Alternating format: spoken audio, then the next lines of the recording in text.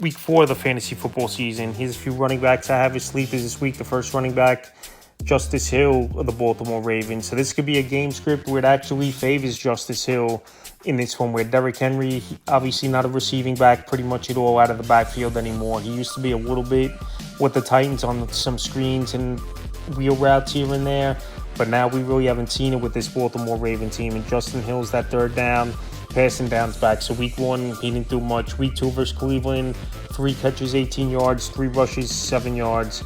And then week 3 versus Detroit, 3 catches, 45 yards on 4 targets. So this week, like I said, at Kansas City, obviously their number one goal is going to try to stop the run from both Lamar and Derrick Henry. In the last 2 weeks, Derrick Henry, for the most part, has been bottled up. If he didn't have that 26-yard touchdown last week versus the Lions, he wasn't going to do much. So I think this game, Justice Hill could see the field a little bit more, even though the deepest of leagues, you would only start Justice Hill out there in 96% of fantasy leagues. But we know he's the third down back and the passing downs back for this Baltimore Raven team. And he could go out there and be a good PPR option. Next running back, Miles Sanders of the Dallas Cowboys. Miles Sanders, he's had a decent role with his Cowboy team in the first 3 weeks, and he's the backup, but also he's still getting about 8-10 touches per game. Week 1 at Philly, 4 carries, 53 yards, catch -3 yards, a bad fumble loss, then he was benched the rest of the way.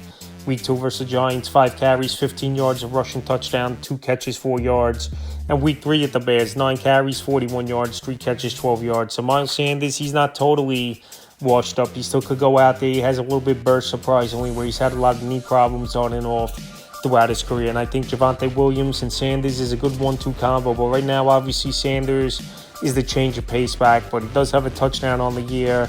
And also out of the backfield, he's always been a decent receiver. So right now, out there, 95% of fantasy leagues, and a sleeper this week. And the final running back, Kenneth Gainwell of the Pittsburgh Steelers. Kenneth Gainwell out there in 88% of fantasy leagues. Last week, he vultured a touchdown in that one from Jalen Warren. And so far, he's been serviceable for those deep leagues. Week 1 at the Jets, 7 carries, 19 yards, 3 catches, 4 yards. Week 2 versus Seattle, 5 carries, 20 yards, 3 catches, 16 yards on nice 5 targets. And week 3 at the Pats, 4 carries, 16 yards, that goal line touchdown, like I said, and a catch for 10 yards. So this week, not a great matchup versus Minnesota, where we saw last week that defense went out there and totally shut down that Cincinnati Bengal offense, including holding Chase Brown to 10 carries for 3 yards, one of the worst stat lines I've seen in a while. So this Minnesota defense is playing great.